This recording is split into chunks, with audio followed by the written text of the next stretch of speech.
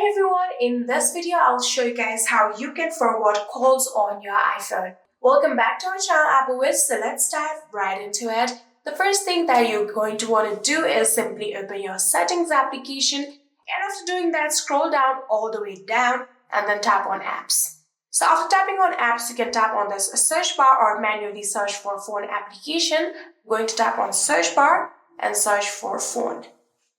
Here you can see phone right here, tap on it, and after tapping on it you can scroll down and you can see the option of call forwarding. Tap on it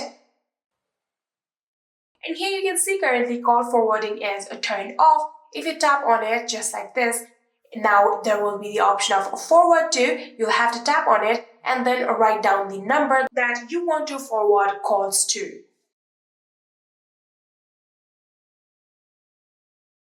So after you have wrote down the number, you're going to want to tap on this call forwarding one more time. And then we're back, and here you can see we have now successfully turned this on. Now we can again go back, and just like this, you can forward your calls on your iPhone. I hope this video was helpful to you guys. If it was, please do not forget to hit that subscribe button and like our video. Thank you so much for watching. See you in the next.